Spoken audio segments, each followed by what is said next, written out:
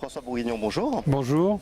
Vous êtes professeur à l'École de l'économie de Paris. Vous avez été notamment premier président de la Banque mondiale et connaissez donc bien les rouages de la coopération internationale. Les inégalités existant au sein des sociétés est-il un frein à cette coopération qui est source d'enrichissement commun pour les pays ? Bon, alors d'abord, premier point, je n'étais pas premier président, j'étais premier vice-président. Premier vice-président. Et donc aussi économiste en chef de la banque. La distinction est importante.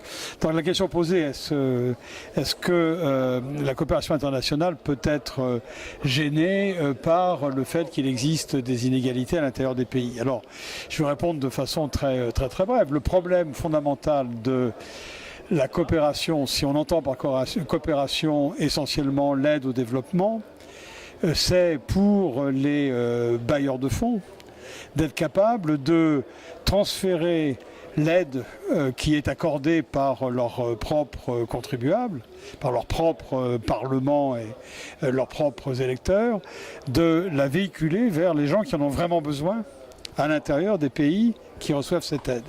Et là où il y a une difficulté, c'est que cette coopération est une coopération qui a lieu entre gouvernements.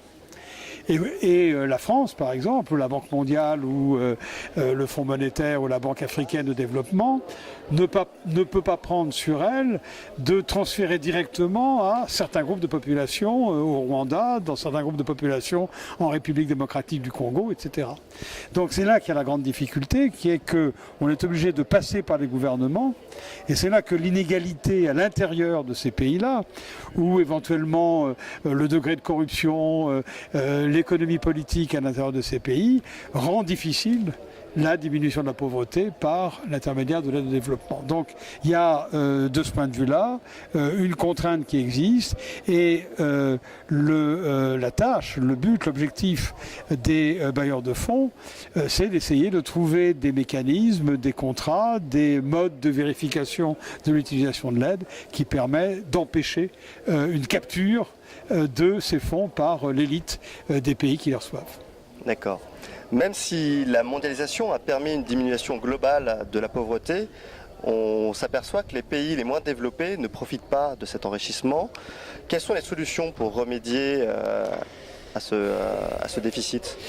Alors, c'est vrai que si on prend une période relativement longue, c'est-à-dire si on prend les 25 ou 30 dernières années, la diminution de la pauvreté dans le monde est surtout le fait des très grandes économies, notamment, et qui ont cru très vite, notamment la Chine et l'Inde. Donc c'est vraiment les économies émergentes asiatiques qui sont responsables de cette formidable diminution de la pauvreté dans le monde qu'on estime de l'ordre de 500 millions de personnes en l'espace d'une vingtaine d'années, ce qui est quelque chose de tout à fait extraordinaire qu'on n'a certainement absolument jamais vu dans l'histoire. Sur cette période de temps, c'est vrai que les pays les moins avancés, notamment les pays africains, mais pas seulement, certains pays d'Asie centrale, certains pays aussi d'Asie comme le Laos, d'un certain point de vue le Cambodge à une certaine époque, ces pays ont beaucoup moins profité de cette opération de rattrapage des pays développés par les pays en développement sur l'ensemble de la période. Maintenant, on constate que sur une période plus récente, notamment en Afrique depuis le début des années 2000, disons 2001-2002, on constate que là, il y a une croissance qui s'est accélérée. Et donc, on peut imaginer que la pauvreté a commencé de diminuer dans ces pays. Mais je dis on peut imaginer parce qu'il nous manque une information.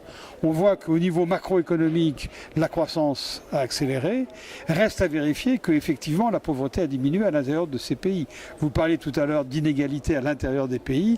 Là, la question se pose. Est-ce que cette croissance qui s'accélère en Afrique s'accompagne d'une augmentation des inégalités ? Autrement dit, est-ce que le bénéfice de la croissance est capturé par l'élite ou est-ce que la croissance se répartit dans l'ensemble de la population? Dernière question, le coefficient de Gini a fortement augmenté dans les pays les plus riches. La question qui se pose aujourd'hui, c'est faut-il ne jamais relâcher l'effort pour combattre les inégalités ? Les inégalités augmentent effectivement dans les pays riches. Vous citez le coefficient de Gini, c'est très bien. La question surtout est de savoir pourquoi est-ce que ça augmente. Est-ce que c'est dû à des forces qui sont relativement extérieures par rapport au pays? Est-ce que c'est la globalisation? Est-ce que c'est le progrès technique qui fait qu'on a besoin de moins en moins de main-d'œuvre peu qualifiée, donc cette main-d'œuvre voit sa rémunération relative baisser? Au contraire, on a besoin de plus en plus de main-d'œuvre super qualifiée et la rémunération de ces gens-là augmente? Ou est-ce que c'est le résultat de politiques mise en œuvre dans ces pays? Par exemple, je vous donne le cas de la Suède, dans lequel où l'inégalité a beaucoup augmenté depuis le début des années 90. L'une des raisons est d'une simplicité fantastique, c'est simplement le fait que les Suédois ont décidé de diminuer la progressivité de leur système fiscal. Après la grande crise du début des années 90, où leur système bancaire a été très fortement ébranlé, comme le nôtre il y a quelques années, ils ont décidé de remettre en ordre leur système fiscal et de diminuer la progressivité. Et donc les taux marginaux d'imposition des revenus les plus élevés ont été énormément diminués, et il ne faut pas s'étonner de voir l'inégalité diminuer. Dans ce cas-là, on peut se dire il y a une sorte de choix de société. Est-ce que il faut prendre parti pour ce choix, contre ce choix? Il y a un jugement de valeur qui est fait par une société et ce jugement lui appartient. Par contre, ce qui est intéressant, c'est de savoir si il existe des forces dans l'économie mondiale qui font qu'il y a cette dérive des inégalités.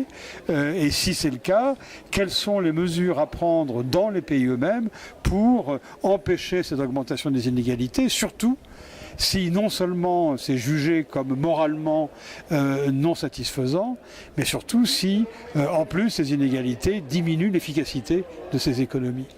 Donc voilà à peu près la problématique qui peut entourer ce phénomène récent d'augmentation des inégalités dans les pays développés. François Bourguignon, merci. C'est moi qui vous remercie. Merci.